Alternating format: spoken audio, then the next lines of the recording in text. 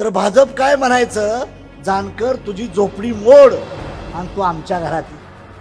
पण मी शेवटपर्यंत स्वतःचाच पक्ष काढला, त्यातून 4 आमदार केले आणि स्वतःच्या पक्षातूनच मंत्री झालो. बांधवानं हे लक्षात ठेवा, कारण मी शाहू फुले आंबेडकरांना मानणारा कार्यकर्ता.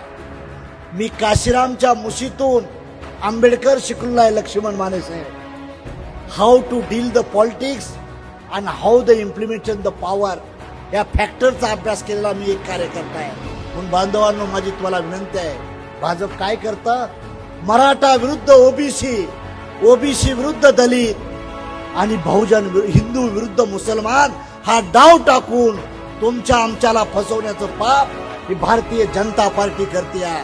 म्हणून सांगण्यासाठी आलोय, कृपा करून काही करा.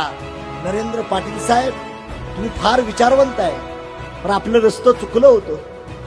आपलं रस्तं चुकलं होतं. ज्या शाहूची आपण औलाद होतो, तो शाहूचा विचार आपण सोडला होता आणि नको त्याचा हात धरून आपण त्यांच्या मागे गेलतो. हे प्रायचित्त भोगण्याची वेळ आली बाजूला.